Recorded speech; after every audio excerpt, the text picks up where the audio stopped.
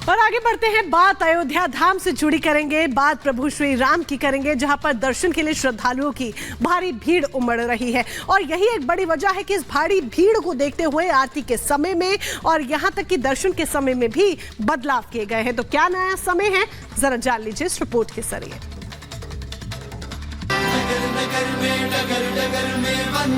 अयोध्या में भव्य राम मंदिर में प्रभु रामलला की प्राण प्रतिष्ठा के बाद से ही बड़ी तादाद में श्रद्धालुओं का आने का सिलसिला शुरू हो गया है। लाखों की तादाद में श्रद्धालु अपने आराध्य की एक झलक पाने के लिए कड़कड़ाती ठंड में भी देर रात से ही कतार में खड़े हो जाते हैं। श्रद्धालुओं की भीड़ को देखते हुए ट्रस्ट ने बड़ा फैसला लिया है।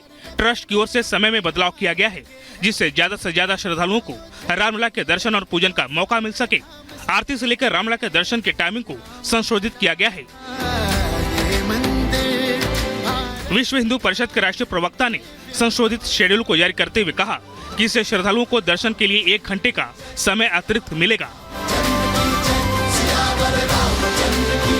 रामलला की प्राण प्रतिष्ठा के बाद से लाखों की तादाद में श्रद्धालु अयोध्या पहुंच रहे हैं। इसे देखते हुए पुलिस प्रशासन भी पूरी सतर्कता बरत रहा है। Bureau report, Republic Bharat.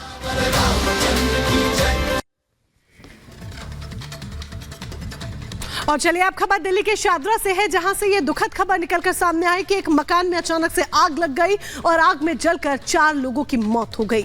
आग लगने के पीछे क्या वजह रही, क्या कारण रहे, इस रिपोर्ट के जरिए जानिए। दिल्ली के शादरा में एक मकान में भीषण आग लग गई। आग मकान के ग्राउंड फ्लोर पर लगी। मौके पर पहुंची फायर ब्रिगेड की टीम ने कड़ी मशक्कत के बाद आग पर काबू पाया और दिल्ली पुलिस और दमकल कर्मी दोनों ने कड़ी मशक्कत के बाद इस घर के अंदर से 6 लोगों को बाहर निकाला, जिनको जीटीबी अस्पताल में भर्ती करवाया गया। लेकिन उन 6 लोगों में से 4 लोगों की मौत हो चुकी है। 2 लोगों का अभी भी जीटीबी अस्पताल में इलाज चल रहा है। वहीं घर के अंदर फंसे कुछ लोगों को बाहर भी निकाला गया। मकान के ग्राउंड फ्लोर पर वाइपर के रबड़ कटिंग की फैक्ट्री चलती है और ऊपर के फ्लोर पर लोग रहते हैं। पहले ग्राउंड फ्लोर पर आग लगी, जो देखते ही देखते पहले फ्लोर तक पहुंच गई। इस हादसे में 6 लोगों में से 4 लोगों की मौत हो चुकी है, जिसमें 2 महिलाएं, एक 17 साल का लड़का और 1 साल का छोटा बच्चा शामिल है। वहीं 2 लोग गंभीर रूप से झुलस गए हैं, जिनकी हालत गंभीर बताई जा रही है। Bureau report, Republic Bharat. और चलिए अब बात कर लेते हैं इजराइल और हमास के युद्ध की, जहां पर इंटरनेशनल कोर्ट ने इजराइल को गाजा में नरसंहार रोकने का आदेश दे दिया है। क्या है ये पूरी खबर, इस रिपोर्ट के जरिए जानिए।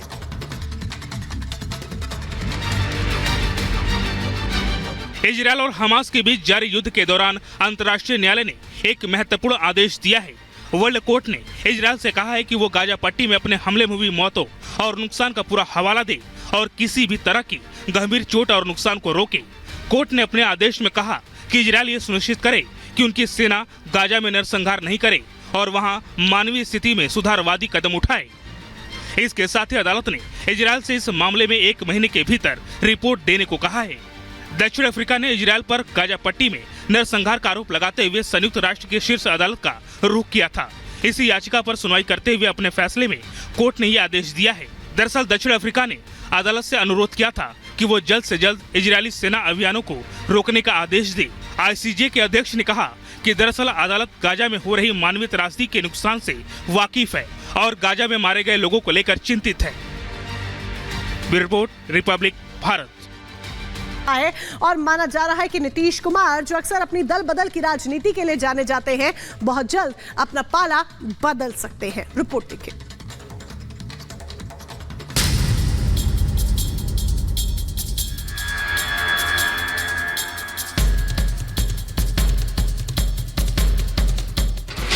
नीतीश की नई बिसात, कौन प्यादा कौन वजीर।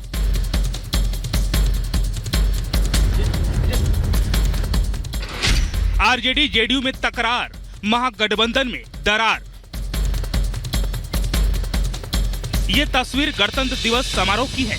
मंच पर मुख्यमंत्री नीतीश कुमार और डिप्टी सीएम तेजस्वी यादव दोनों मौजूद हैं, लेकिन दोनों के बीच दूरियां हैं। दोनों एक दूसरे से बचते दिखाई दे रहे हैं। वहीं दूसरी तस्वीर राजभवन में आयोजित टी पार्टी की है, जिसमें मुख्यमंत्री के बगल में डिप्टी सीएम और स्पीकर के लिए 2 कुर्सियां लगाई गई थी।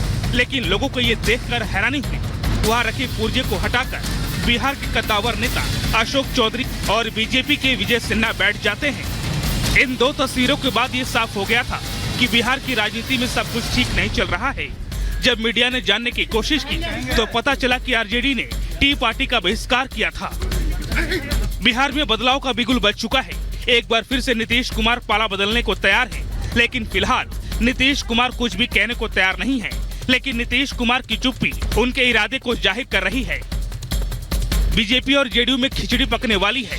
अभी तो फिलहाल ये कयास लगाए जा रहे हैं, लेकिन जल्द ही साफ हो जाएगा कि आखिर नीतीश कुमार का अगला प्लान क्या है, वो इस बार किस ओर करवट लेने वाले हैं। कल तक नीतीश के नाम पर आग बबूला हो रहे गिरिराज सिंह कह रहे हैं कि पार्टी कहेगी तो नीतीश को स्वीकारना होगा। हमारे दरवाजे तो सदा बंद हैं। आगे मैं कार्य करता हूं, पार्टी सर्वोपरि। नीतीश कुमार फिर से एनडीए का दामन थामने वाले हैं। इस बात का सबसे बड़ा सबूत है बीजेपी सांसद सुशील मोदी का ये बयान। कल तक नीतीश के लिए सारे दरवाजे बंद होने की बात कहने वाले अब इसे राजनीतिक संभावनाओं का खेल बता रहे हैं।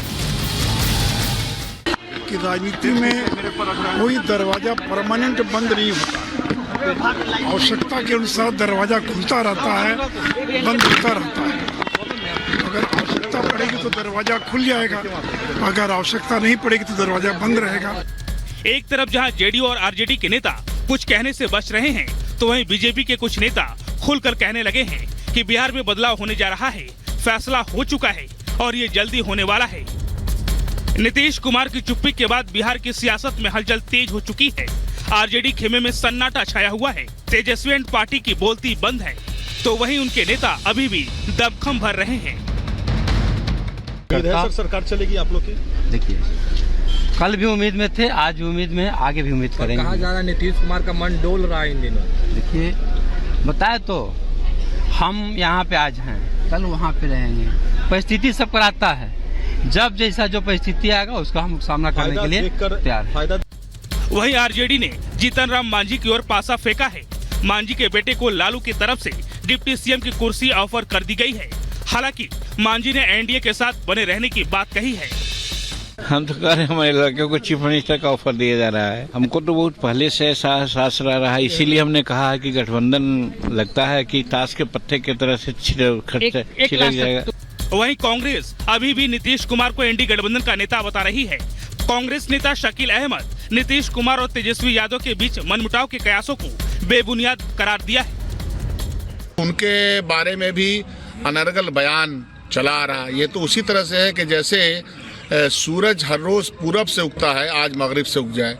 तो इसलिए इस तरह की बातें कहना, फैलाना गलत है। एक तरफ जहां सभी दलों के नेता अपने अपने दावे पेश कर रहे हैं, तो वहीं विकासशील इंसान पार्टी के मुखिया मुकेश साहनी ने अभी इस पर कुछ भी कहने से साफ साफ इनकार कर दिया है। नहीं, देखिए, मुझे अभी कुछ नहीं मालूम है और फिर समय आएगा तो आप लोगों के साथ बात करेंगे। आरजेडी में विशाल हो रहा है, अभी मुझे कुछ नहीं मालूम है। अभी तो मैं तो कुछ ऐसा देखा नहीं, सरकार गिरा नहीं है। सरकार तो नीतीश कुमार जी का महागठबंधन का भी सरकार है, और जब ये सरकार नहीं रहेगा तब इस पर कोई बात करेंगे। लेकिन नीतीश कुमार ने शायद तय कर लिया है कि अब इंडी गठबंधन का दामन छोड़ना है। बताया जा रहा है उनकी नाराजगी कांग्रेस को लेकर है। कांग्रेस ने ना तो उन्हें संयोजक बनने दिया और न ही गठबंधन में उनकी भूमिका को लेकर कुछ भी अब तक साफ किया है। बिहार में सियासी उलटफेर होने वाला है। सत्ता की चाबी किसे मिलेगी ये कहना अभी जल्दबाजी होगा, लेकिन गठबंधन के खिलाफ नीतीश कुमार का रवैया इस बात की तस्दीक करता है। जल्द ही नीतीश कुमार बड़ा ऐलान करने वाले हैं। Bureau report, Republic Bharat.